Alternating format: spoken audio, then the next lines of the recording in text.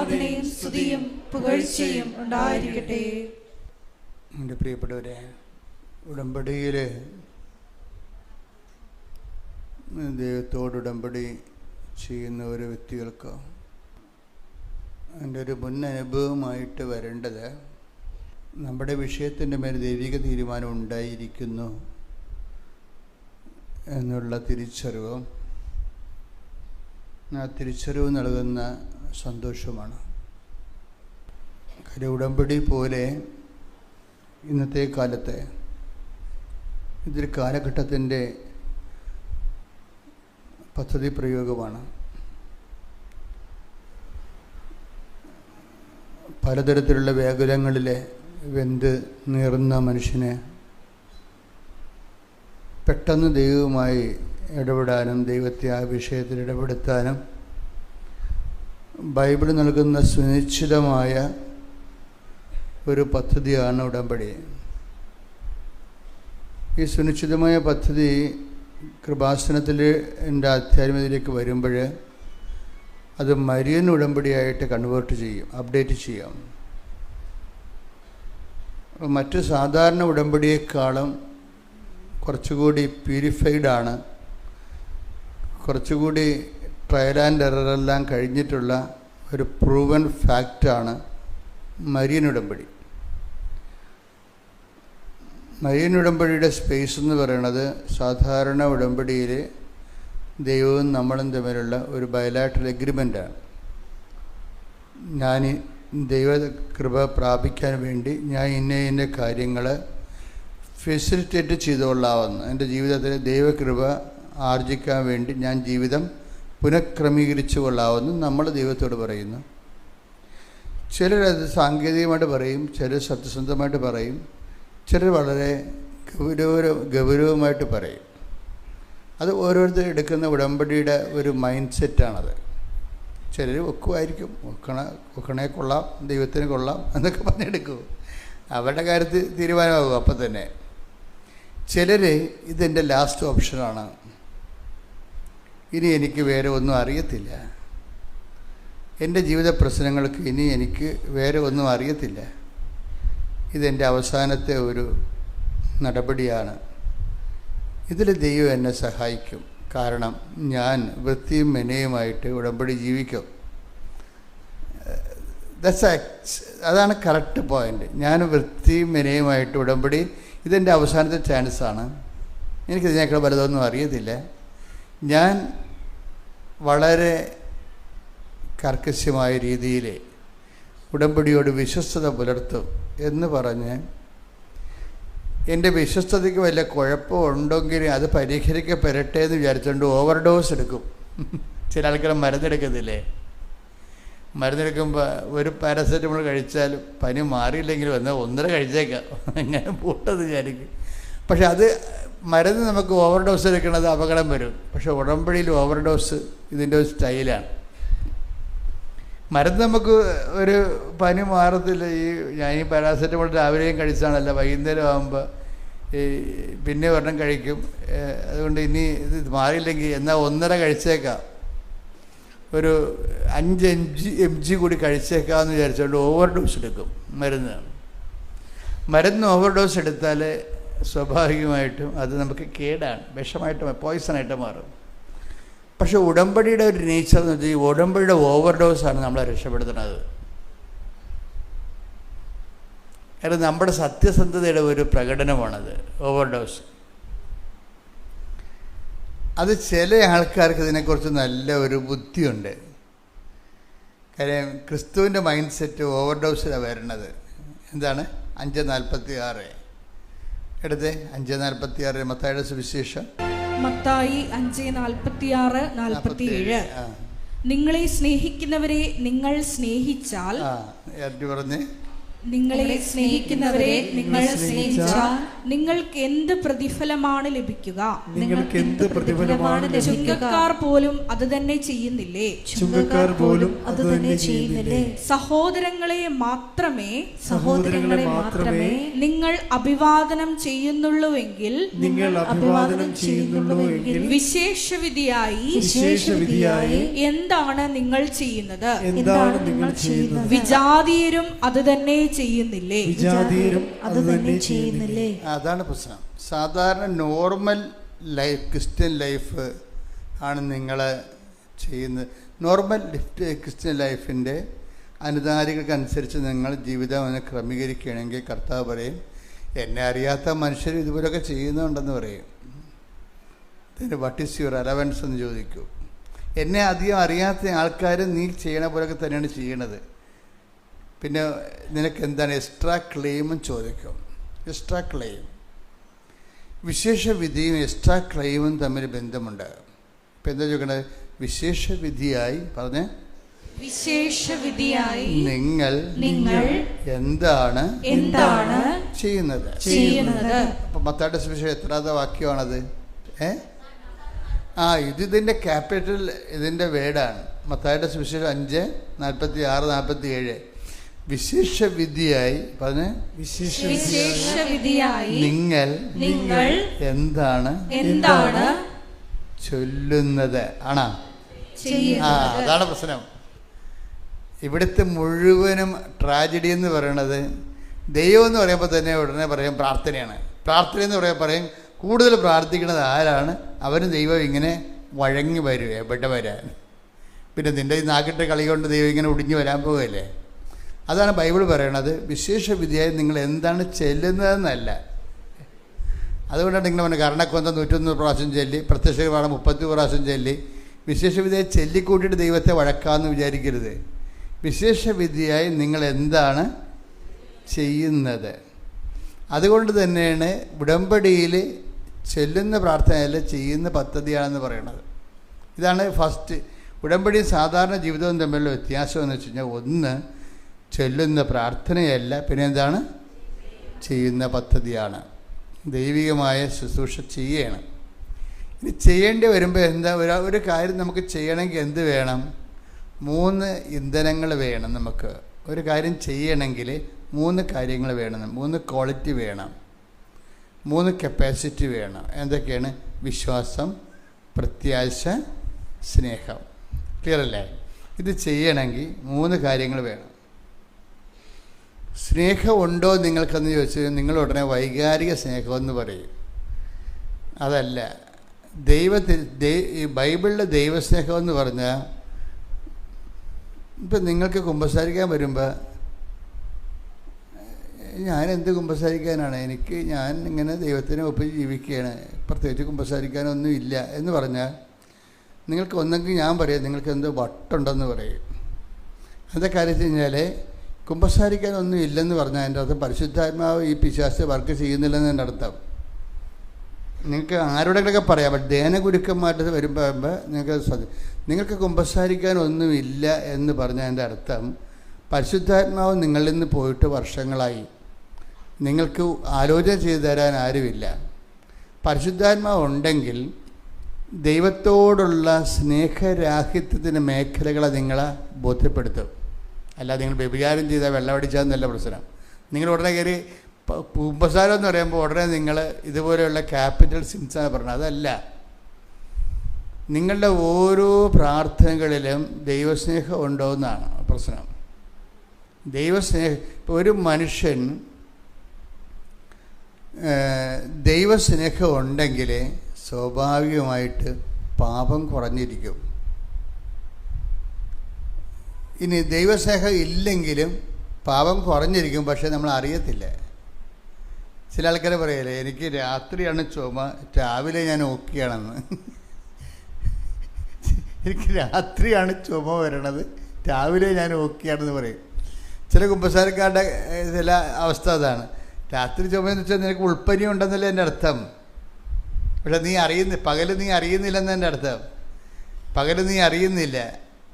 പകലറിയാണതിനെ അറിയിക്കാനുള്ള symptoms ഇല്ല. പരിശുദ്ധാത്മാവ് ഉണ്ടെങ്കിലല്ല, പരിശുദ്ധാത്മാവ് എല്ലാവരിലും ഉണ്ട്. പരിശുദ്ധാത്മാവ് ചില സമയത്ത് നിർവീര്യമായി, പരിശുദ്ധാത്മാവ് ഉണ്ട്, പക്ഷേ എന്താ പരിശുദ്ധാത്മാവ് സംഭവിക്കണത്?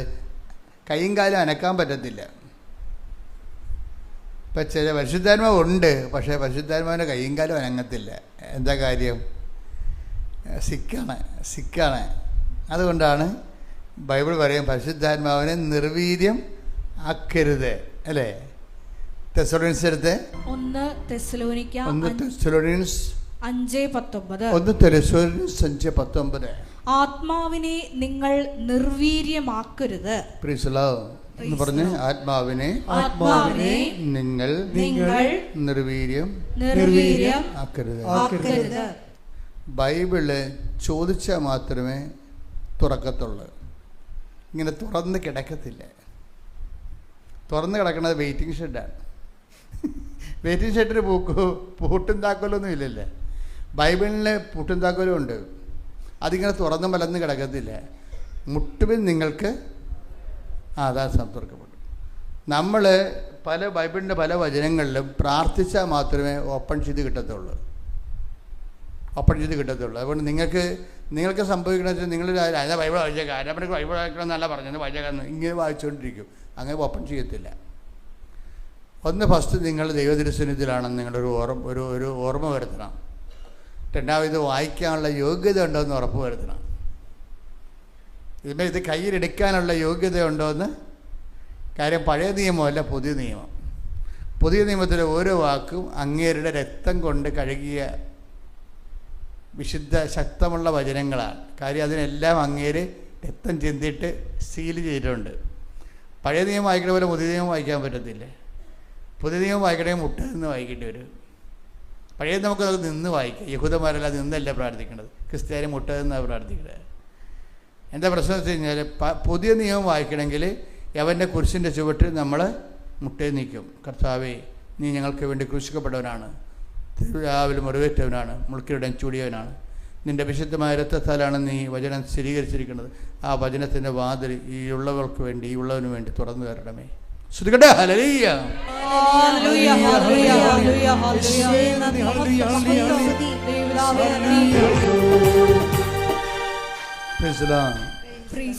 എൻ്റെ മക്കളുടെ ദൈവികമായ കാര്യങ്ങൾ പറയുമ്പോൾ കുറേ കാര്യങ്ങൾ നമ്മളൊന്ന് ശ്രദ്ധിച്ചാൽ നമുക്ക് വല്ലാത്ത ഹാർവസ്റ്റിങ് നടത്താൻ പറ്റും. ഇപ്പോൾ നിങ്ങളിവിടെ ഇരിക്കുന്നു, പ്രാർത്ഥിക്കുന്നു. നിങ്ങളിവിടുന്ന് പ്രാർത്ഥിക്കുമ്പോൾ നിങ്ങളുടെ മനസ്സിൽ വരേണ്ടത് എന്താണെന്ന് വെച്ചാൽ, ഇത് അമ്മ മാതാവ് ജീവനോടെ പ്രത്യക്ഷപ്പെട്ട സ്ഥലം, ജനകോടികളെ അനുഗ്രഹിച്ച സ്ഥലമാണ്. Price the Lord. ഒന്ന് പറഞ്ഞ്, ഇത് അമ്മ മാതാവ് ജീവനോടെ പ്രത്യക്ഷപ്പെട്ട സ്ഥലം, ജനലക്ഷങ്ങളെ ദൈവം അനുഗ്രഹിച്ച് കണ്ണീർ തുടച്ച സ്ഥലം. കർത്താവ് എന്നെയും വിളിച്ചിരിക്കുന്നു. നിന്റെ കാരുണ്യത്തെ ഓർത്തുകൊണ്ട്, നിന്റെ പരിപാലനെ ഓർത്തുകൊണ്ട്, എന്റെ ദൈവമേ, നിന്നെ ഞാൻ സ്തുതിക്കുന്നു, നിന്നെ ആരാധിക്കുന്നു, നിനക്ക് നന്ദി പറയുന്നു. എല്ലാ സങ്കടങ്ങളും എല്ലാ ഭാരങ്ങളും ഈ നിമിഷം എന്റെ അമ്മയായ പരിശുദ്ധ അമ്മയുടെ മാധ്യസ്ഥത്തിൽ ഓ ഈശോയെ, ദിവ്യ ഈശോയെ, അങ്ങയുടെ കരങ്ങളിലെ പൂർണ്ണമായി നൽകിക്കൊണ്ട് ഞാൻ അങ്ങയെ സ്തുതിക്കും, ഞാൻ അങ്ങയെ ആരാധിക്കും, എനിക്ക് നന്ദി പറയുന്നു. ഓ നന്ദി ഈശോയെ, ഓ ആരാധന, ഓ ദൈവമേ, ഓ സത്യമേ, ഓ സ്നേഹമേ. ശ്രുതികട്ടെ. ഹല്ലേലൂയ.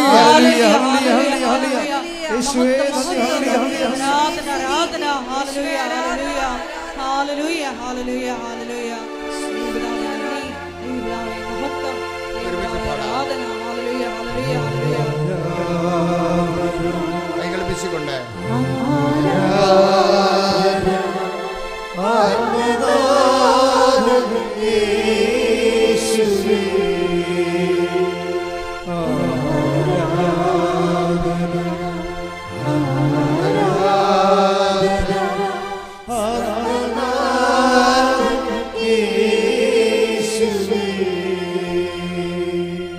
പരിശുദ്ധ സ്ഥലത്തിൻ്റെ പ്രത്യേകത ഉണ്ട് മക്കളെ. ഈ നമ്മൾ ഇപ്പം തന്നെ കഴിഞ്ഞ ദിവസങ്ങളിൽ ഞാൻ ഇംഗ്ലണ്ടിലെ ബെർക്കിംഗ്ഹാമിൽ ഒരു ധ്യാനം നടത്തി.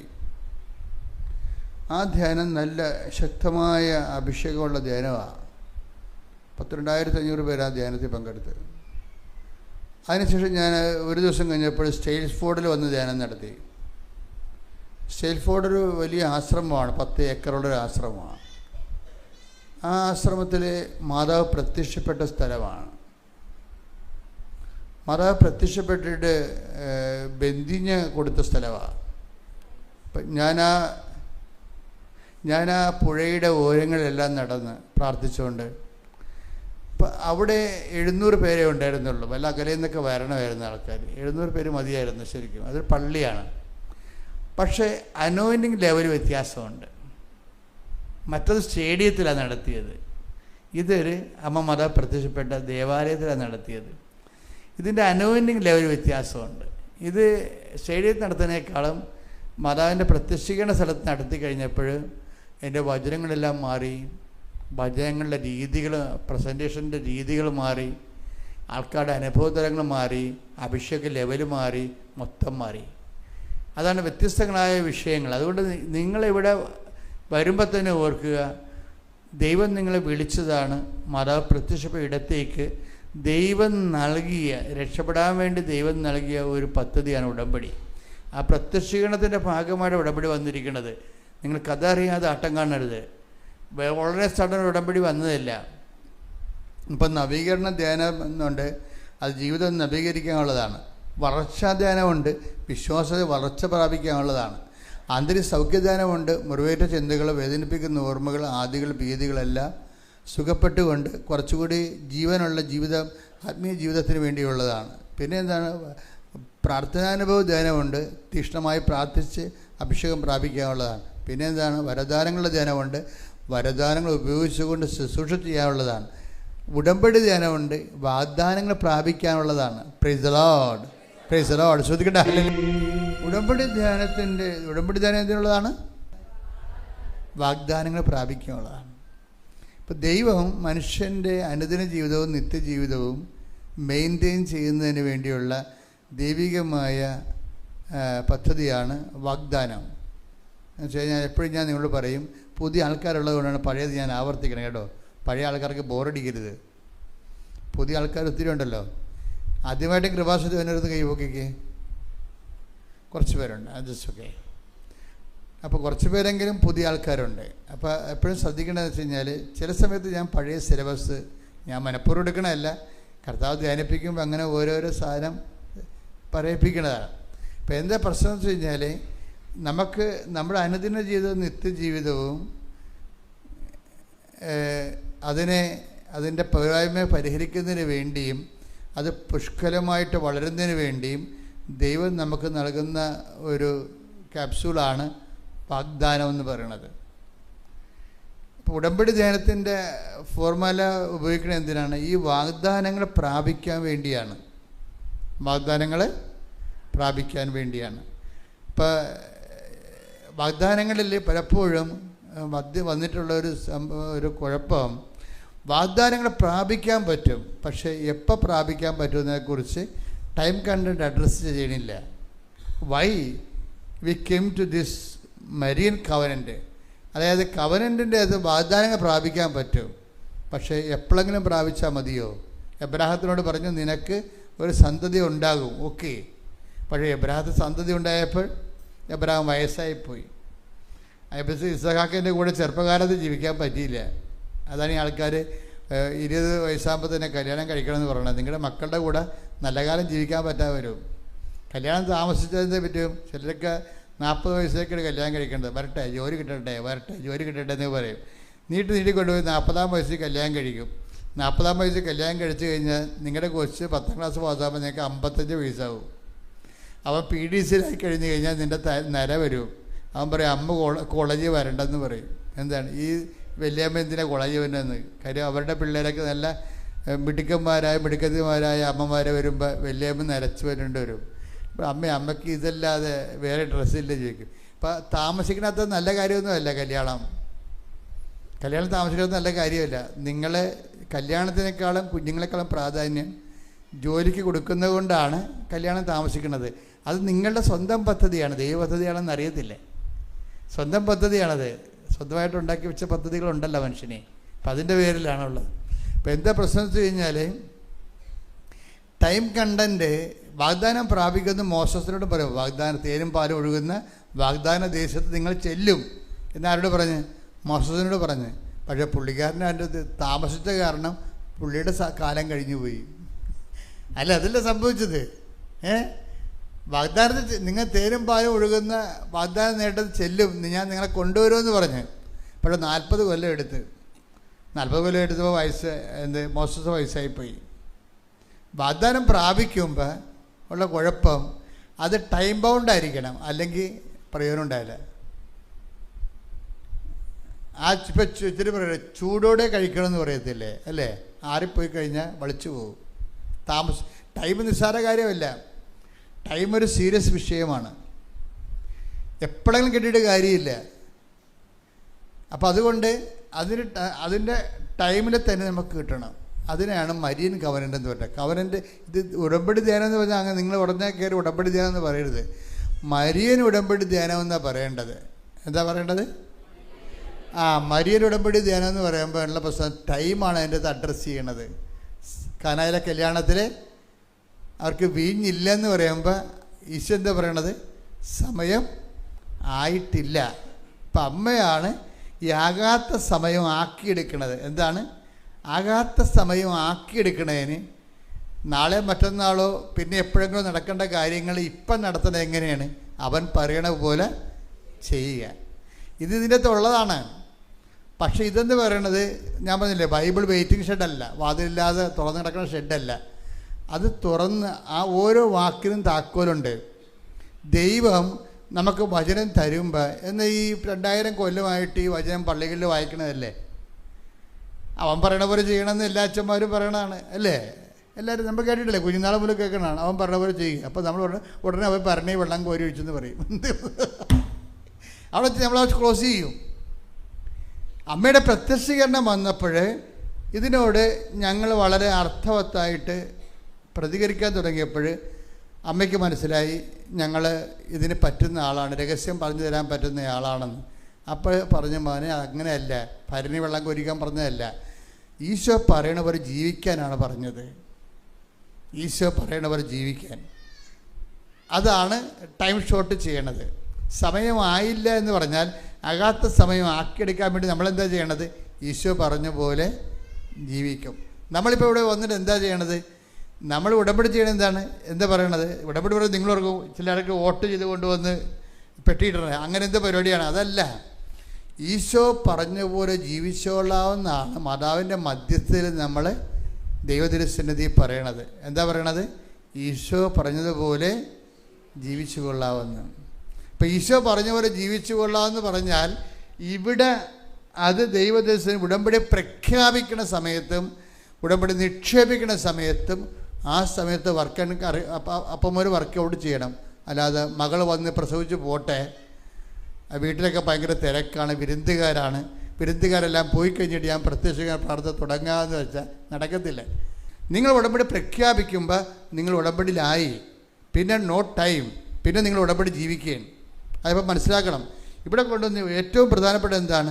ക്ലാസ്സുകളെല്ലാം കേട്ടതിന് ശേഷം ഏകാഗ്രതയോടെ മാതാവിൻ്റെ ദർശനം പ്രദക്ഷിണമായി വന്നിട്ട് ഇവിടെ നിന്നിട്ട് ഉടമ്പടി വിളക്ക്, വിശ്വാസത്തിൻ്റെ വിളക്ക്, പ്രത്യാശയുടെ വിളക്ക്, ദൈവസ്നേഹത്തിൻ്റെ വിളക്ക് ജീവിതകാലം മുഴുവൻ ഞാൻ കത്തിക്കാത്ത എല്ലാ വ്യക്തികളിലും ഞാൻ ദൈവസ്നേഹം കത്തിച്ച് കൊടുക്കും എന്ന് പറഞ്ഞ് ഇവിടെ കത്തിച്ചിട്ട് ഇവിടെ നിന്നുകൊണ്ട് പ്രഖ്യാപനം നടത്തും. ഈ പ്രഖ്യാപനത്തോടു കൂടി ഉടമ്പടി ആക്ടിവേറ്റ് ആകും. പിന്നെ ഒരു നിമിഷം നിങ്ങൾ വെച്ചുകൊണ്ടിരിക്കരുത്. അല്ലാതെ വീട്ടിലെ ചടങ്ങെല്ലാം കഴിയട്ടെ എന്നിട്ട് കൈയും കാലം കഴുകി എഴുന്നേക്കാം, അങ്ങനെയുള്ള ഫംഗ്ഷൻ അല്ല ഉടമ്പടി, അത് ജീവിതമാണ്. ശ്രുതികട്ടെ ഹല്ലേലൂയ.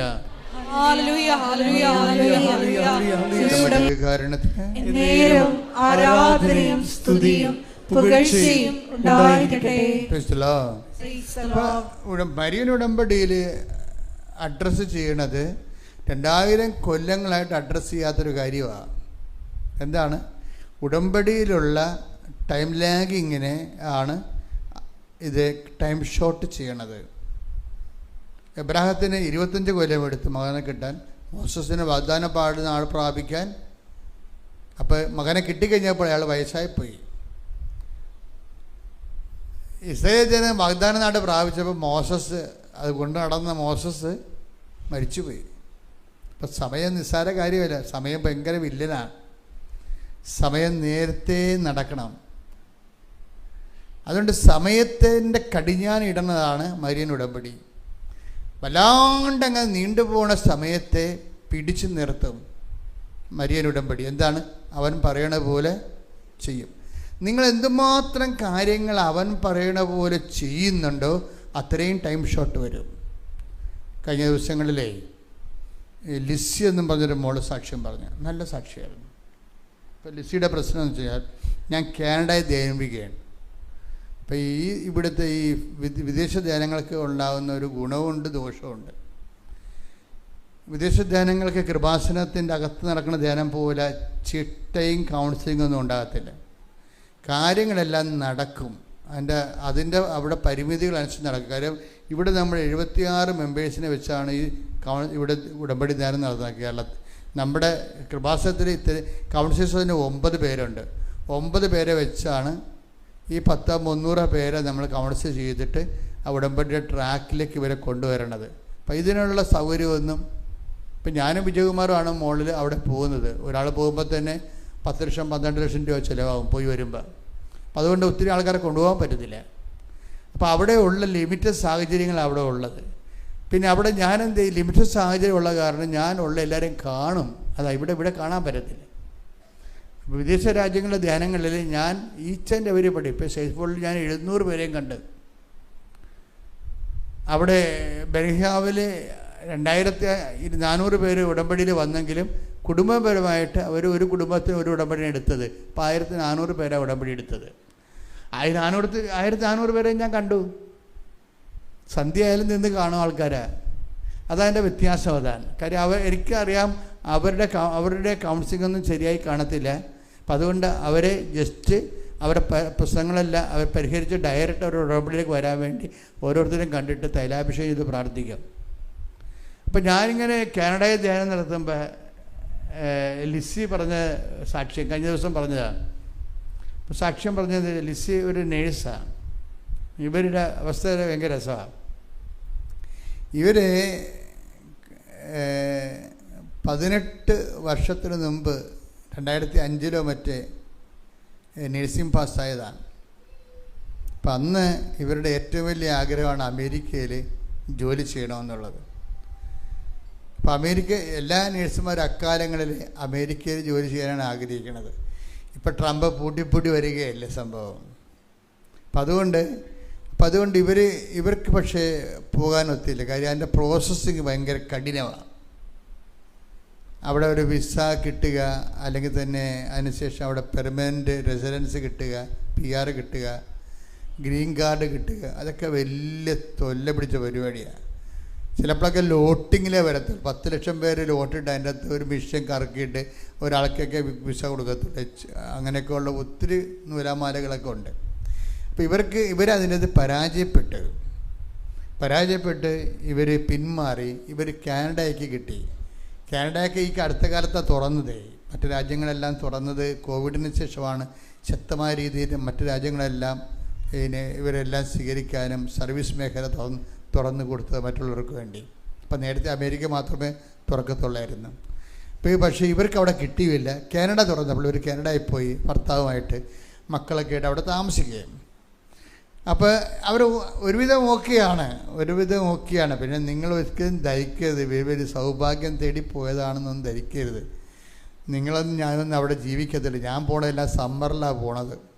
അവിടുത്തെ സാധാരണ ക്ലൈമറ്റ് എന്ന് പറയുന്നത് -30 എന്ന് വെച്ചാൽ നമ്മുടെ കൈ ഉറ ഊരിക്കഴിഞ്ഞാൽ ഈ സാധനം പിന്നെ വിരലൊടിച്ച് കളഞ്ഞാൽ മതി. അത്രയും തണുപ്പാണ്. ആൾക്കാർ ഫിൻലൻഡിൽ വരെ പോയി താമസിക്കുന്നുണ്ട്. പക്ഷേ അത്രയും പെയിൻഫുള്ളാണ് ജീവിതം. കിട്ടണ കാശ് മുതലാകത്തില്ല. അവർ ടാക്സ് അടിക്കും. 40% ടാക്സാണ്. പിന്നെ എന്താ വീട്ടിലോട്ട് അയക്കണത്? 40%, 100 രൂപ കിട്ടിയാൽ 40 രൂപയും കൊണ്ട് ഗവൺമെൻറ് പോയിട്ട് ഗൾഫിലൊന്നും അവരങ്ങനെ ചെയ്യത്തില്ല. ഉള്ളത് നമുക്ക് തരും, വീട്ടിൽ വരാൻ പറ്റും, പക്ഷെ അവിടെ താമസിക്കാൻ പറ്റത്തില്ല. ഗൾഫിൽ ആരെയും താമസിപ്പിക്കത്തില്ല, വണ്ടി വിടാൻ പറയും. നിൻ്റെ 3 കൊല്ലം കഴിഞ്ഞാൽ പ്രോജക്റ്റ് ഓവർ, പാക്ക് ചെയ്യും അവർ. അമേരിക്ക പാക്ക് ചെയ്യത്തില്ല, അവർക്ക് ഗ്രീൻ കാർഡൊക്കെ തന്ന് നമ്മളവിടെ നിർത്തും അവർ.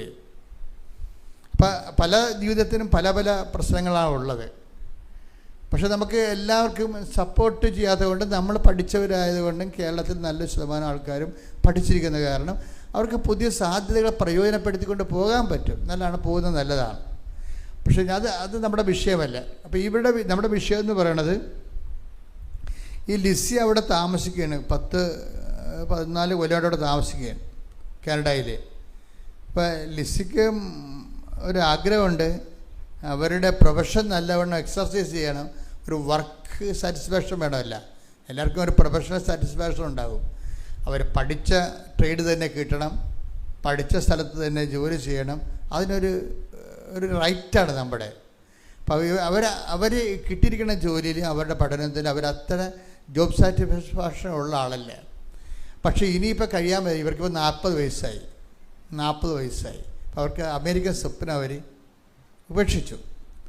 അപ്പോൾ അതുകൊണ്ട് അവർ സ്വാഭാവികമായിട്ട് കാനഡയിൽ ജീവിക്കാൻ വേണ്ടി, ഇപ്പോൾ ഞാനവിടെ കാനഡയിൽ ധ്യാനം നടത്തി, ടൊറൻറ്റോയിലും എൻ്റെ അപ്പുറത്തും ഗെത്സെമിനിൽ, അവിടുത്തെ ഗെത്സെം ധ്യാന കേന്ദ്രത്തിൽ ധ്യാനം നടത്താൻ ചെല്ലുമ്പോൾ അവിടെ 10,000-3000 പേരുണ്ടായിരുന്നു ആ ധ്യാനത്തിൽ. അവിടെ ചെല്ലുമ്പോൾ ലിസി പറയണത്, ഞാൻ ഉടമ്പടി എടുത്ത് ഞാൻ അച്ഛൻ്റെ അടുത്ത് വന്നു. അപ്പോൾ എൻ്റെ അടുത്ത് വന്ന് 5 സെക്കൻഡാണ് കിട്ടണത്. 5 സെക്കൻഡ് കിട്ടി. ആ സമയത്താണ് ലിസി തൻ്റെ അമേരിക്കൻ സ്വപ്നം പറയണത്. അത് അവളെ ഉപേക്ഷിച്ച് കളഞ്ഞതാണത്. ആ പുസ്തകം ഒക്കെ പറിച്ച് കീറി കളഞ്ഞതാണ്. ആ സമയത്ത് വന്നപ്പോൾ ഈ അഹ്റോൻ്റെ വടി ക്ലിർക്ക് എന്നും പറഞ്ഞൊരു പ്രോസസ്സ് ഉടമ്പടിയിലുണ്ട്. ഉടമ്പടിയിൽ അതേ ഉള്ളു. നിങ്ങൾക്കറിയാമല്ലോ, വാഗ്ദാനപ്പെടുന്നത് 3 സബ്സ്റ്റൻസാണ് ഉള്ളത്. എന്തൊക്കെയാണത്? ഒന്ന്,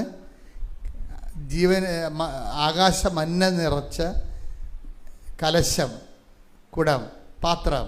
രണ്ടാമത്തേത് എന്താണ്? കർത്താവിന് മോസസിന് കൊടുത്ത വചനങ്ങൾ.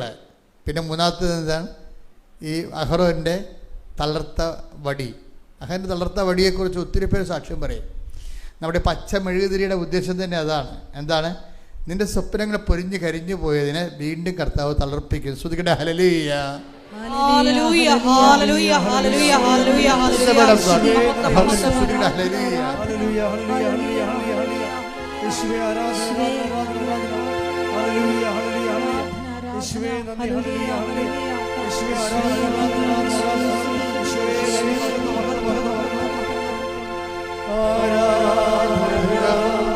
എല്ലാവരും നമുക്കൊരു പരീക്ഷണം നടത്താം. കർത്താവ് തീരുമാനിക്കട്ടെ എന്ന് പറയും. നിങ്ങളെല്ലാവരും പോയി ഓരോ വടി വെട്ടി, ഉണക്ക വടി കൊണ്ടുവന്ന് കൂടാരത്തിൽ വെക്കുക. രാവിലെ നമുക്ക് കൂടാരം അടക്കണം. രാവിലെ കൂടാരം തുറക്കുമ്പോൾ ആര് വെച്ച വടിയാണ് തളർത്തതെങ്കിൽ അവനാണ് കർത്താവിൻ്റെ അംഗീകാരമെന്ന്. Take the word of God. സംഖ്യാന പുസ്തകം 17-ാം അധ്യായം 7-8 തിരുവചനങ്ങളാണ്. സാക്ഷി കൂടാരത്തിൽ കർത്താവിന്റെ മുമ്പിൽ മോശ വടികൾ വെച്ചു. പിറ്റേ ദിവസം മോശ സാക്ഷി കൂടാരത്തിലേക്ക് ചെന്നു. ലേവി കുടുംബത്തിന് വേണ്ടിയുള്ള അഹ്റോന്റെ വടി മുള പൊട്ടി പൂത്ത് തളിർത്ത് ബദാം പഴങ്ങൾ കായ്ച്ചു നിന്നു. അപ്പോൾ ഒരു ദൈവികമായ നടപടിക്രമമാണത്. ജീവിതം കരിഞ്ഞുണങ്ങിപ്പോയ സംഭവമായിരിക്കാം. പക്ഷെ ദൈവം വന്ന് തൊടുമ്പോൾ ഇത് തളർത്ത് വരും. ആ ഒരു കോൺസെപ്റ്റിലാണ് നാം പച്ച മെഴുകുതിരി കത്തിക്കണത്. ബദാം ഉണങ്ങിയ പടി ദൈവം തൊട്ട് ജീവിതമാണ് അതിൻ്റെ അകത്ത് കാണിക്കുന്നത്. നമ്മുടെ ജീവിതം ചിലപ്പോൾ പ്രതീക്ഷകൾ നഷ്ടപ്പെട്ട്, ജോലി ഇഷ്ടാതെ നീണ്ടു പോയി, കല്യാണം ഒത്താതെ നീണ്ടു പോയി, മക്കളില്ലാതെ നീണ്ടു പോയി, അങ്ങനെ കരിഞ്ഞുപോയി, സ്വപ്നങ്ങൾ കരിഞ്ഞുപോയി. അതിനെ ഉടമ്പടിയിൽ അവൻ പറയണ പോലെ നീ ചെയ്ത് കഴിയുമ്പോൾ ദൈവം നേരിട്ട് ഇടപെട്ടിട്ട് ഈ ജീവിതത്തെ അങ്ങ് തൊടും. അപ്പോൾ എന്തു ചെയ്യും? ഇത് അതുകൊണ്ടാണ് 22 കൊല്ലങ്ങളായിട്ട് മക്കളില്ലാത്തവരൊക്കെ എങ്ങനെ മക്കളെയും കൊണ്ട് വരുന്നത് ഉടമ്പടി കഴിയുമ്പോൾ? ഈ മക്കൾ എവിടെയായിരുന്നു? 22. ഞാൻ തന്നെ അത്ഭുതപ്പെട്ടിട്ടുണ്ട്. ഞാൻ ഈ ശുശ്രൂഷയ്ക്ക് വരുന്നത് കരിസ്മാറ്റിക് മേഖലയിൽ നിന്നാണ് കർത്താവിനെ ഉടമ്പടിയിലേക്ക് കൊണ്ടുവരുന്നത്. അപ്പോൾ ആ കാലങ്ങളിലേക്ക് ഇവിടെ ധ്യാനം ഇവിടെ ഞാൻ 92 തുടങ്ങിയതാണ്. അന്ന് മുതൽ ധ്യാനമുണ്ട് ഇവിടെ. അപ്പോൾ ഇവിടെ തന്നെ ധ്യാനം തുടങ്ങിയത് 2000-ലാണ്.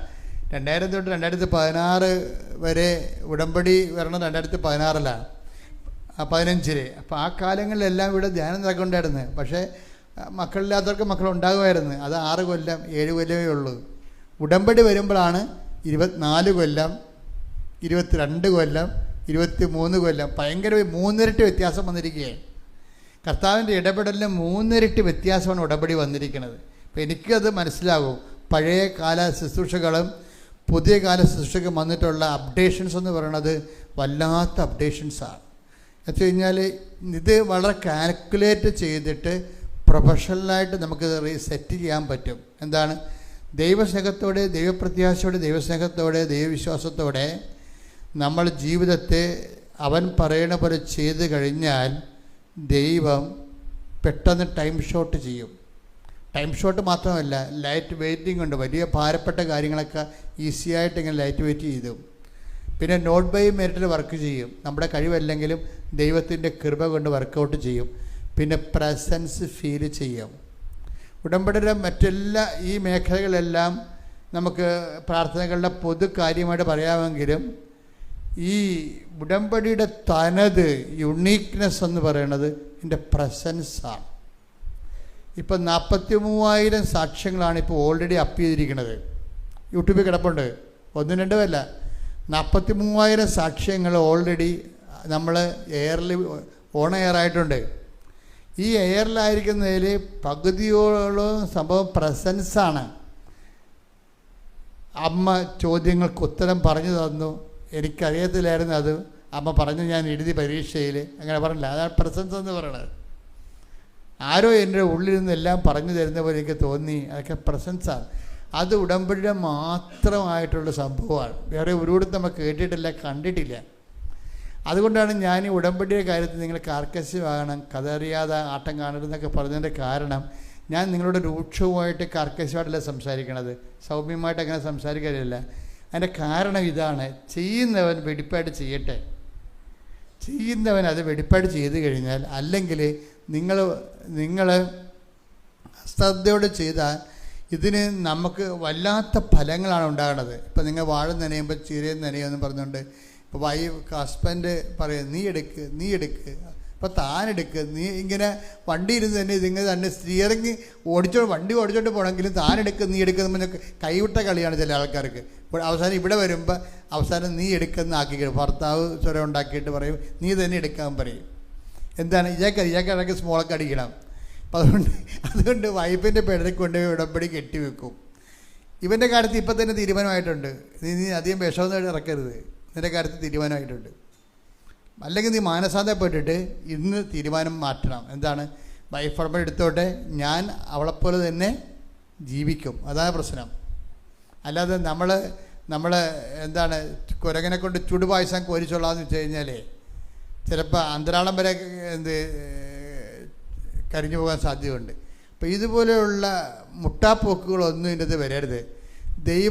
നീ ദൈവത്തിനെ അനുഭവിക്കുന്നതിനും ദൈവത്തിലേക്ക് ജീവിക്കുന്നതിനും മുട്ടാപ്പോക്ക് പറഞ്ഞാൽ അതിൻ്റെ അർത്ഥം ദൈവം ഇതുപോലെ കണ്ടീഷനാക്കി കളയും.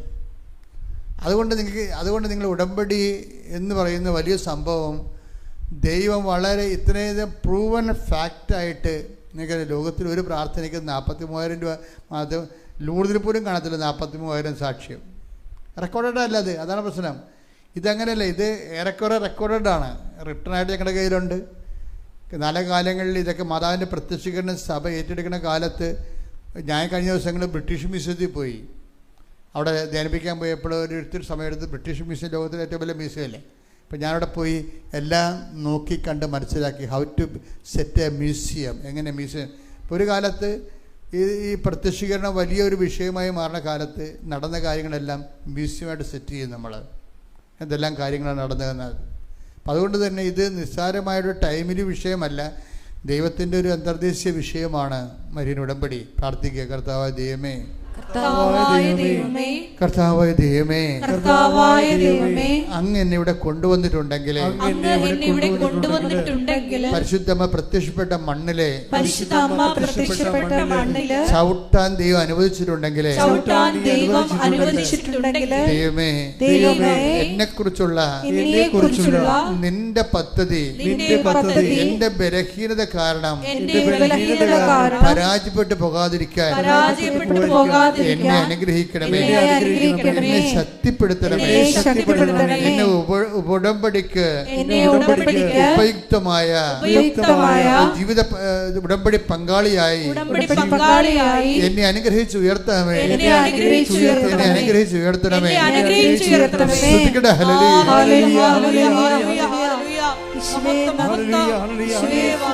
കണ്ണീരോടെ ഇവിടെ വന്നത് അവർ കണ്ണുനീരോടെയാണ് വരുന്നത്. ഞാൻ അവരെ ആശ്വസിപ്പിച്ച് നയിക്കുമെന്ന് അരുളി ചെയ്ത കർത്താവ് ജീവനോടെ പ്രത്യക്ഷപ്പെട്ടുകൊണ്ട് തൻ്റെ സാന്നിധ്യം ആരാധന നൽകിക്കൊണ്ട് തൻ്റെ അമ്മയെ നിൻ്റെ അടുത്തേക്ക് വിടുകയാണ്. എന്തിനാണ്? നിൻ്റെ കണ്ണുനീര് അവർക്ക് വീഞ്ഞില്ല, അവർക്ക് വേദനയാണ്, അവർക്ക് സൗഖ്യമില്ല, അവർക്ക് രോഗമാണ്, അവർക്ക് ജോലിയില്ല, അവർക്ക് അവരുടെ വിവാഹം ഒത്തുവരുന്നില്ല, അവരുടെ ജീവിതത്തിലെ പ്രശ്നങ്ങളാണ്, അവർക്ക് സമാധാനമില്ല, സാമ്പത്തിക തകർച്ചയാണെന്നൊക്കെ പറയുന്ന സമയമാണ്. ശ്രുതികട്ടെ, ശ്രുതികട്ടെ.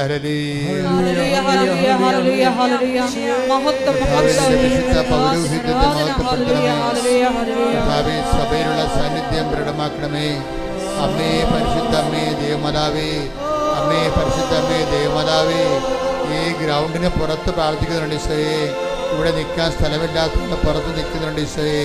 അവരെല്ലാം അടിപ്പിട പോലെ വൈദാഘാതം പോലെ ദൈവികമായ ശക്തി ഞങ്ങളുടെ കഴിവ് കൊണ്ടല്ല, ഞങ്ങളുടെ കൃപ കൊണ്ട്, ഞങ്ങളുടെ കഴിവ് കൊണ്ടല്ല, ഞങ്ങളുടെ കൃപ കൊണ്ട് കർത്താവേ, ആ മക്കളെ ജീവിതത്തിൽ തളർന്നിരിക്കുന്ന കർത്താവേ, ഓരോരോ കാര്യങ്ങൾ ചെയ്തും പരാജയപ്പെട്ടും അവർ ഓരോ കാര്യങ്ങൾ പരീക്ഷ നോക്കിയും ഇനി എന്ത് ചെയ്യാൻ പറ്റുമെന്നറിയാതെ വേദന ചങ്കലാപ്പോടെ അന്തം മുട്ടി കർത്താവെ മൊഴി അങ്ങയുടെ ദിവസത്തിന്റെ കണ്ണീരോടെ നിരക്ക് ഈശോ സ്പർശിക്കണമെന്ന് പ്രാർത്ഥിക്കുന്നു. എൻ്റെ കർത്താവിൻ്റെ ഉന്നതമായ നാമത്തിൽ സഭയുടെ അധികാരം, എൻ്റെ കർത്താവിൻ്റെ ഉന്നതമായ നാമത്തിൽ സഭയുടെ അധികാരത്തെക്കുറിച്ചുള്ള അടയാളത്തിൽ ദൈവശക്തിയാൽ മാരക രോഗങ്ങള്, തീരാവേദികള്, ജീവിത ദുരിതങ്ങള് യേശുവിന്റെ നാമത്തില് കൃപാസമർത്താറ് ജീവനോടെ പ്രത്യക്ഷപ്പെട്ട പരിശുദ്ധയുടെ മധ്യത്വത്തില് മാരക രോഗങ്ങള്, തീരാവേദികള് യേശുവിന്റെ നാമത്തിൽ, കടരോഗങ്ങള്, ഹൃദയരോഗങ്ങള്, കിഡ്നി രോഗങ്ങള്, ഹൃദയരോഗങ്ങള്, ക്യാൻസർ രോഗങ്ങള് ഉച്ച മുതല് ഉള്ളംകാല വരെ കർത്താവിന്റെ രക്തം പടരട്ടെ. യേശുവിന്റെ നാമത്തില് മാരക രോഗങ്ങള്, തീരാവേദികള് യേശുവിന്റെ നാമത്തില് മാറിപ്പോകട്ടെ.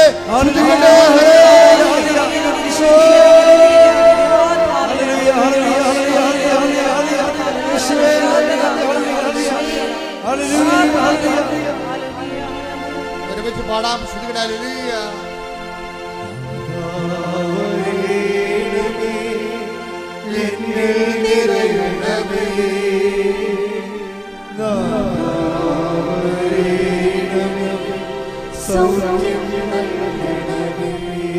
വരണമേ,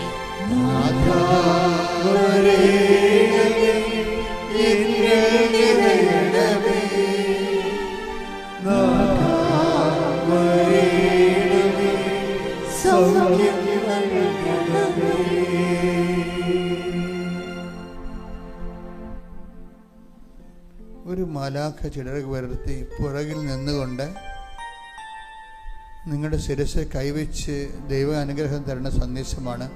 ഒരു മാലാഖ ചിറക് വിടർത്തി പുറകിൽ നിന്നുകൊണ്ട്, നിങ്ങളുടെ പുറകിൽ നിന്നുകൊണ്ട് മുന്നിലേക്ക് ആഞ്ഞ് നിങ്ങളുടെ രണ്ട് കൈകൾ നിങ്ങളുടെ ശിരസിൽ കൈവച്ചുകൊണ്ട് ദൈവം അനുഗ്രഹിക്കുന്ന നിമിഷത്തെ സ്വർഗത്തിന്റെ സാന്നിധ്യമാണ്. ശ്രുതികട ഹല്ലേലൂയ, ഹല്ലേലൂയ, ഹല്ലേലൂയ, ഹല്ലേലൂയ.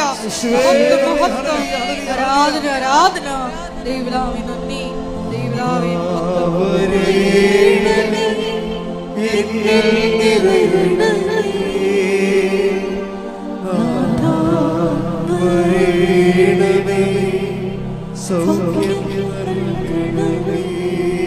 എൻ്റെ പ്രിയമക്കളെ, ഇതിൻ്റെ സന്ദേശം, ഈ സന്ദേശത്തിൻ്റെ അർത്ഥം, ഈ ശുശ്രൂഷ ദൈവം അംഗീകരിച്ചിരിക്കുന്നു, സ്വർഗം ഈ ശുശ്രൂഷ ഏറ്റെടുത്തിരിക്കുന്നു.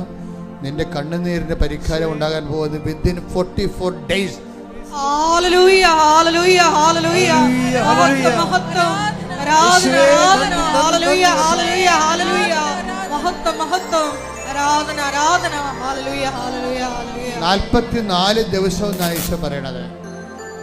ഈ ഇവിടുത്തെ അവസാനത്തെ സങ്കടം മാറാൻ, ഈ വ്യക്തികളുടെ അവസാന സങ്കടം മാറുന്നതിനായി, നിങ്ങളെ ഗുരുതരമായി ബാധിക്കുന്ന ഏറ്റവും ടോപ്പ് സീരിയസ് ആയിട്ടുള്ള വിഷയങ്ങൾ മാറുന്നതിനായി അവസാനത്തെ വ്യക്തിക്ക് 44 ദിവസം കുറിച്ചിരിക്കുന്നു. എന്ന് വെച്ചാൽ അതിനുള്ളിൽ പലരുടെയും പ്രശ്നങ്ങൾ ഒരുമിച്ച് മാറും. കൈയടിക്കട്ടെ, സ്തുതിക്കട്ടെ. ഹല്ലേലൂയ മഹത്വം മഹത്വം യേശുവേ ആരാധന ഒരുപാട് നന്ദി പറയുന്നു. ഹല്ലേലൂയ സ്വസ്ത്ര ഗാനങ്ങൾ, സ്തുതിക്കട്ടെ ഹല്ലേലൂയ, സ്വസ്ത്ര ഗാനങ്ങൾ പാടിപ്പുകഴുത, സ്തുതിക്കട്ടെ ഹല്ലേലൂയ, സന്തോഷത്തോടെ, നന്ദിയോടെ, ഹല്ലേലൂയ കൃപയോടെ, ഹല്ലേലൂയ ഹല്ലേലൂയ മഹത്വം മഹത്വം സ്തുതിക്കട്ടെ ആരാധന ഹല്ലേലൂയ, ആരാധന സന്തോഷത്തോടെ ഇടിമുഴക്കം പോലെ.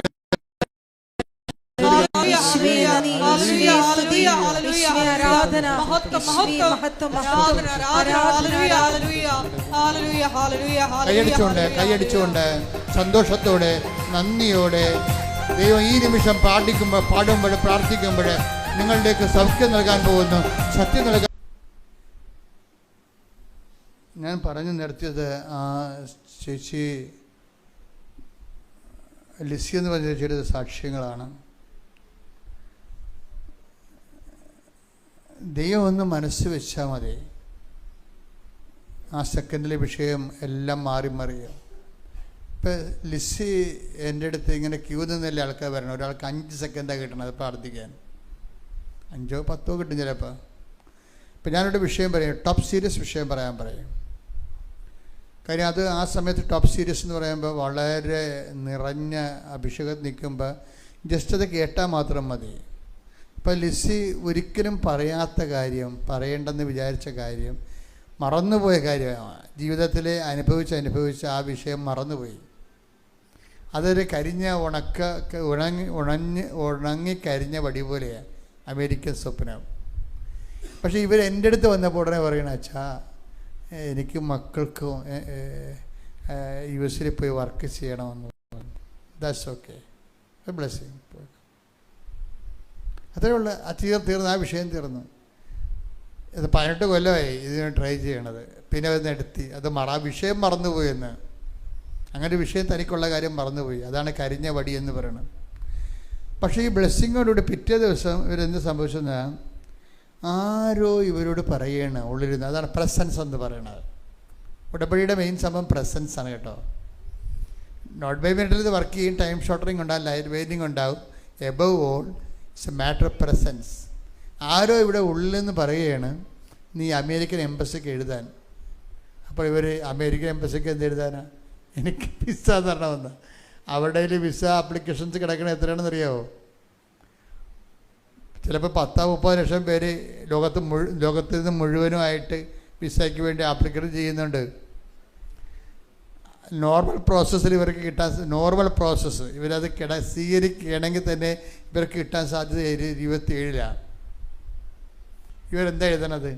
ഞാൻ ഈ രാജ്യത്ത് നിങ്ങളുടെ രാജ്യത്ത് വന്ന് ജോലി ചെയ്യാൻ വേണ്ടിയാണ് പഠിച്ചത്, പക്ഷെ നിർഭാഗ്യവശാൽ നിങ്ങൾ എനിക്ക് വിസ തന്നില്ല. അതാണ് ഇമെയിലിൽ അവർ എഴുതുന്നത്. നിർഭാഗ്യവശാൽ. എന്താണ് കാര്യം? എന്തുകൊണ്ട് നിങ്ങൾ എനിക്ക് വിസ തരുന്നില്ല? രണ്ടാമത്തെ കാര്യം, അപ്പം ഇത് എന്തുകൊണ്ട് നിങ്ങൾ എനിക്ക് വിസ തരുന്നില്ല എന്നുള്ള ചോദ്യം വിസ തരാനുള്ള മെറിറ്റല്ല, അത് അവരെ പ്രകോപിപ്പിക്കുകയുള്ളൂ ശരിക്കും പറഞ്ഞാൽ. പക്ഷെ അവർക്ക് എന്താ എഴുതേണ്ടതെന്ന് അറിയത്തില്ല. അതാണ് പ്രശ്നം. എന്താ എഴുതേണ്ടതെന്ന് അറിയത്തില്ല. ഒരു സ്റ്റോറി സഞ്ചരിക്കണ വഴി കണ്ടില്ലേ? രണ്ടാമത്തെ വിഷയം, എൻ്റെ കുഞ്ഞിനെ എനിക്ക് US പഠിപ്പിക്കണം. അപ്പം അതും ഒരു വിസ ഇവർക്ക് കൊടുക്കാനുള്ള ന്യായമല്ല. കാനഡയിൽ നിന്ന് കുഞ്ഞിനെ വേണമെങ്കിൽ അവർക്ക് ട്രെയിനുണ്ട്, ട്രെയിനിൽ വിട്ട് ഞാനും കാനഡയുടെയും അമേരിക്കയുടെയും ബോർഡറിൽ പോയതാണ്. അപ്പോൾ അവിടെ നമ്മുടെ ഇപ്പോൾ നിങ്ങളുടെ നാടും അടുത്ത നാടുമായിട്ട് എങ്ങനെ കിടക്കുന്നു അതുപോലെ കിടക്കുകയാണ്. അപ്പോൾ ട്രംപ് ഇപ്പോൾ വലിയ മതിലൊക്കെ കെട്ടിയിട്ടുണ്ട്. കാര്യം ആൾക്കാർ ചാടി ഇതിനകത്ത് വരാതിരിക്കാൻ വേണ്ടി അവിടെ പട്ടാളക്കാരൊക്കെ ഷൂട്ട് ചെയ്യാൻ വേണ്ടി നിർത്തിയിട്ടുണ്ട്.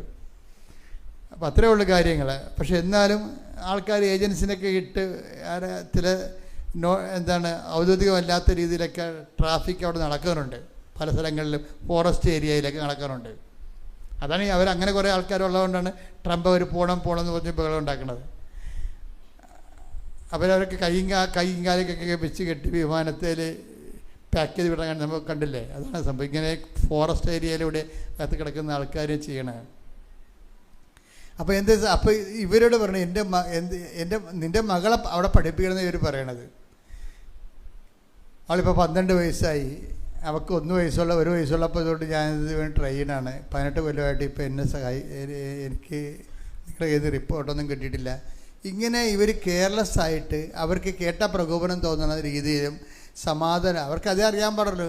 നിങ്ങൾ എഴുതുന്ന സാധനം നെഗറ്റീവാണ് എഴുതുന്നത്, നിൻ്റെ എഴുതുന്നതിന്. പക്ഷേ അമ്മ ഈ സാധനം എഴുതി വിട്ട് കഴിയുമ്പോൾ നമ്മൾ എഴുതുന്നത് നെഗറ്റീവാണെങ്കിലും ത്രൂ മേരിയാണിത് പോണത്. അത് അമ്മ അത് പോസിറ്റീവ് ആക്കി കളയും. അത് ഭയങ്കര രസമാണ്. അപ്പോൾ എന്ത് വിഷയം എന്ന് പറയണത്, ഇവരിങ്ങനെ 2 കാര്യങ്ങൾ പറഞ്ഞ 2 കാര്യവും ഉടങ്കലി നയങ്ങളാണ്. ഇവർക്ക് വിസ കൊടുക്കാൻ പറ്റിയ നയങ്ങളല്ല.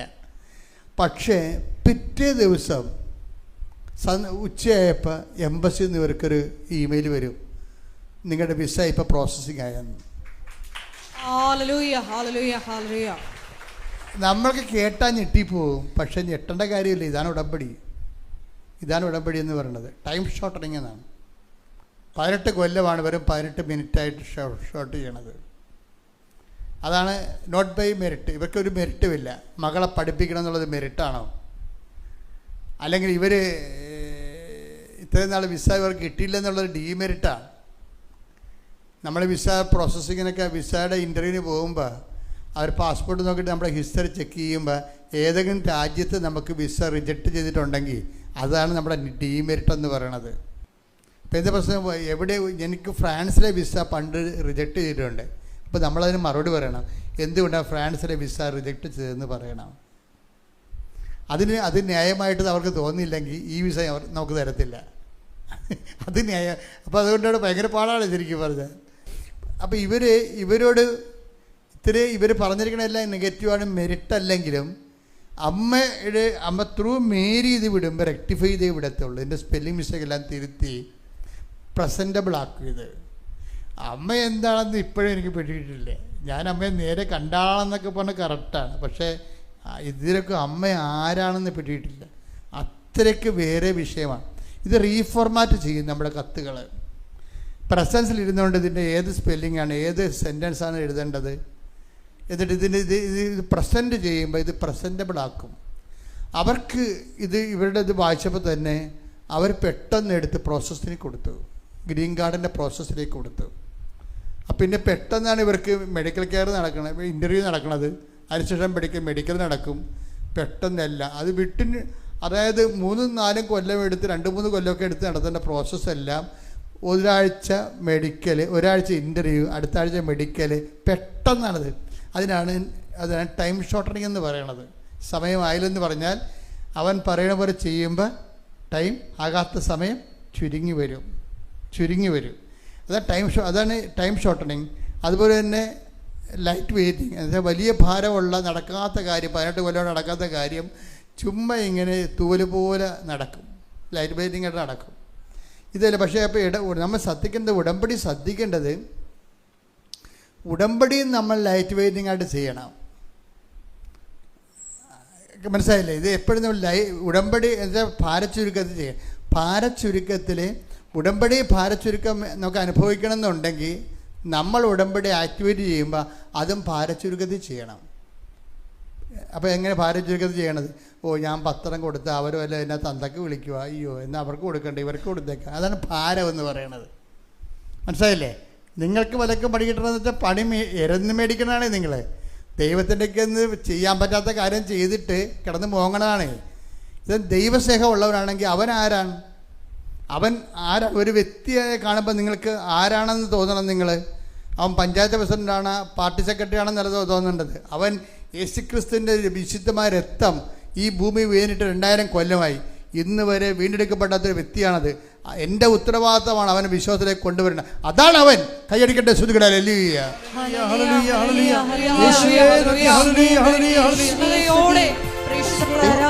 ഭാരച്ചുരുക്കത്തോട് ചെയ്യണം. കാര്യം ഇതിനകത്ത് ഭാരം നിങ്ങൾക്ക് ഉണ്ടാക്കാവുന്ന കുറേ സാധനങ്ങൾ ഇതിനകത്ത് ഉണ്ട്. എന്താണത്? ഏറ്റവും ടോപ്പ് 50% മാർക്ക് കവർ ചെയ്യണത് ഈ ഇവാഞ്ചലൈസേഷനെയാണ്.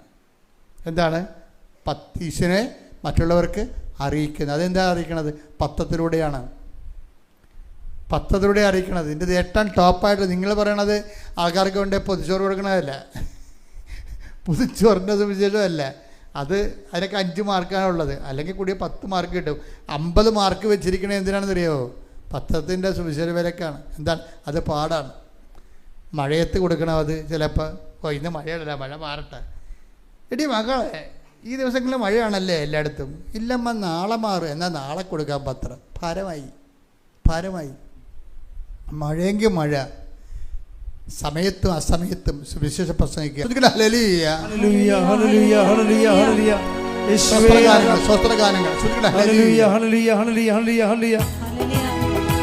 പാടുക. 2 തിമോത്തി 4:2 വചനം പ്രസംഗിക്കുക.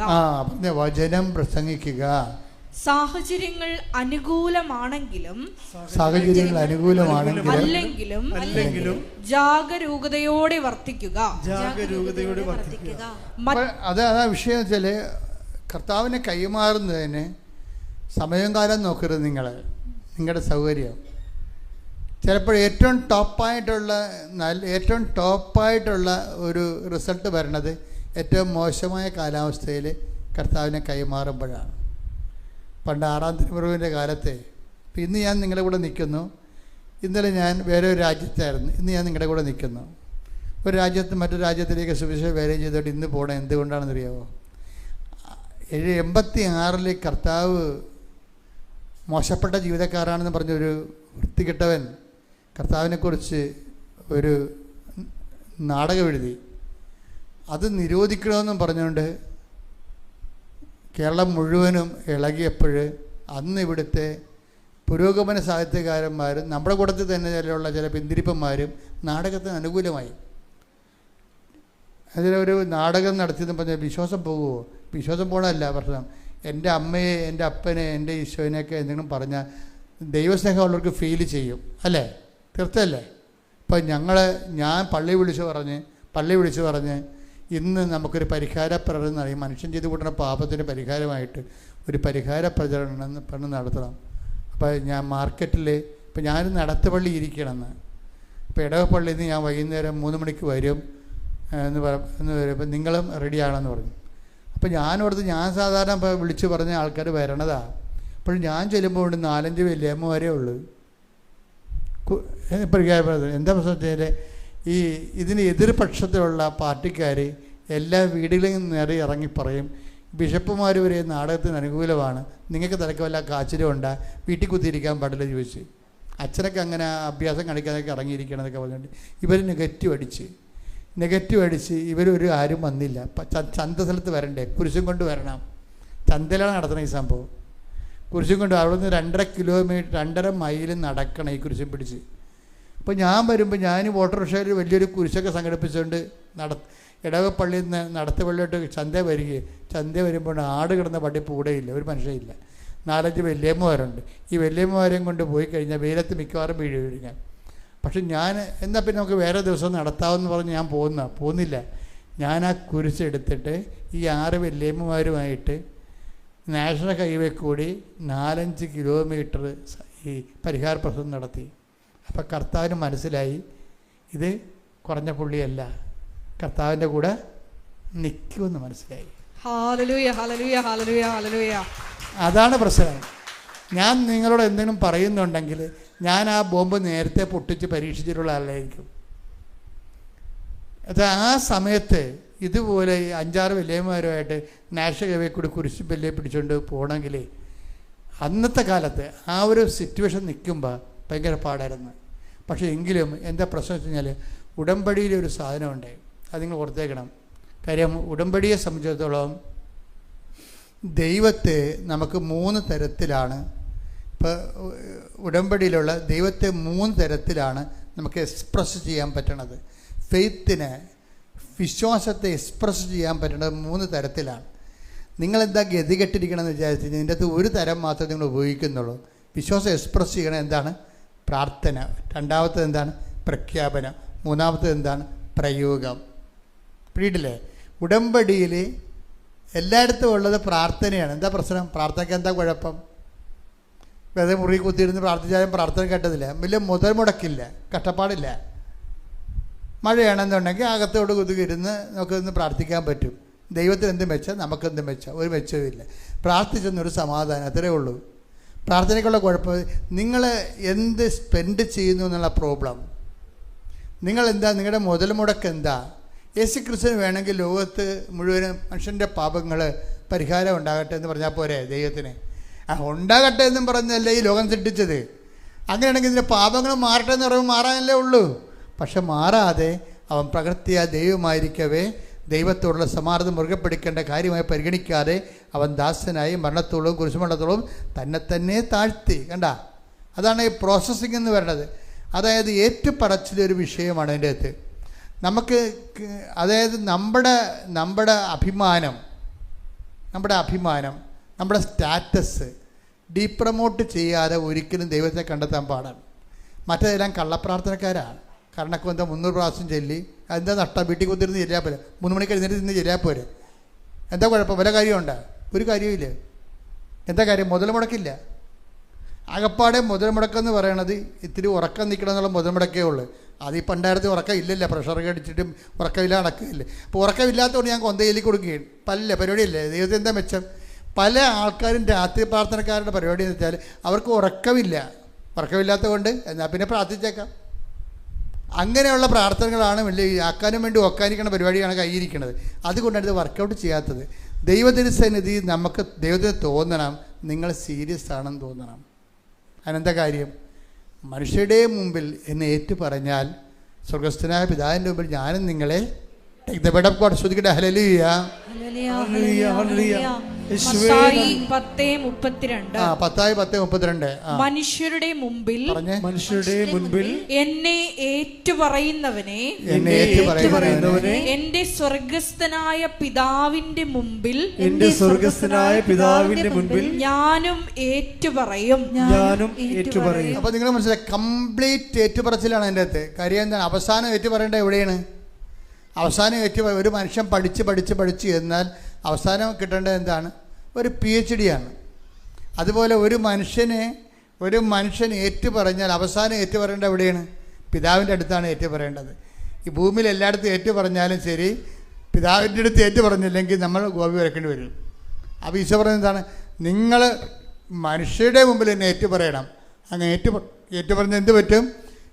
ജീവിതത്തിൻ്റെ ഓഫീസിലും വീട്ടിലും വിസ പ്രോസസ്സിംഗ് എംബസിലും എല്ലാം നിങ്ങൾ ഏറ്റു പറയും. ഒടുവിൽ ഞാൻ പിതാവിൻ്റെ അടുത്ത് ഏറ്റു പറയും. കൈയടിക്കട്ടെ, ശ്രുതിക്കട്ടെ. Hallelujah, hallelujah, hallelujah, hallelujah, hallelujah. മഹത്വം, മഹത്വം. ആരാധന. ദൈവപിതാവേ നന്ദി, ദൈവപിതാവേ മഹത്വം, ദൈവപിതാവേ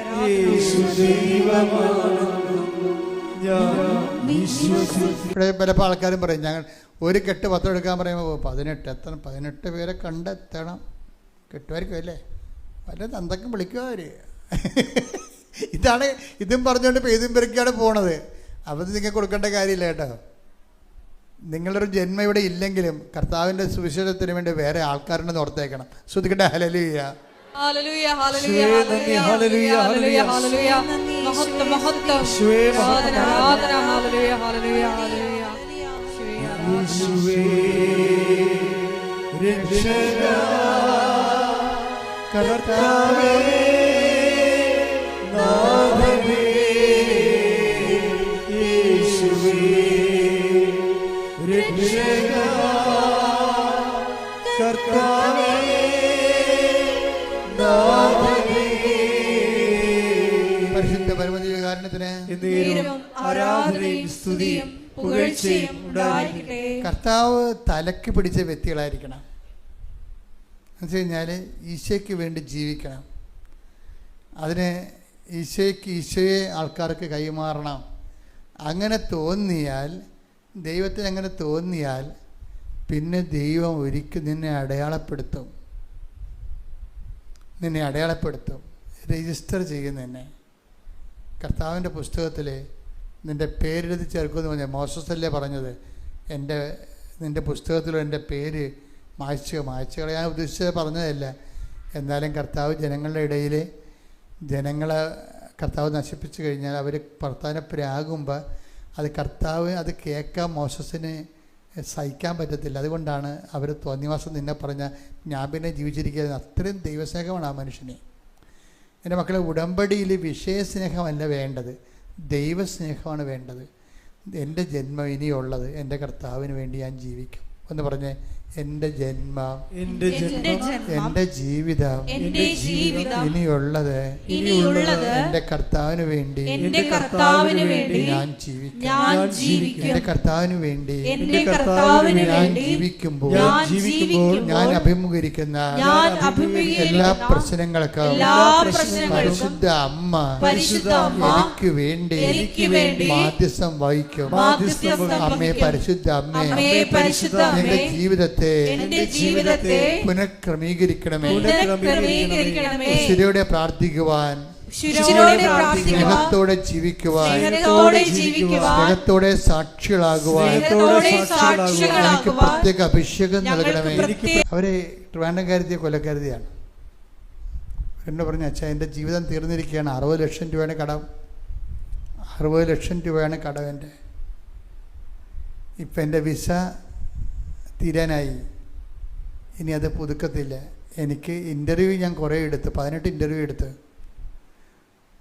ഒറ്റ ഇൻ്റർവ്യൂ എനിക്ക് കിട്ടിയിട്ടില്ല ഇതുവരെക്കും. അപ്പോൾ എൻ്റെ വിസ തീർന്നാൽ പിന്നെ ഞാൻ സറണ്ടർ ചെയ്താൽ ഒന്ന് അകത്ത് പോകും, അല്ലെങ്കിൽ കള്ള വിസ, അല്ലെങ്കിൽ ഒളിച്ച് താമസിക്കണം. അതൊക്കെ നടക്കത്തില്ല, ആരും ഓൺ ചെയ്യത്തില്ല.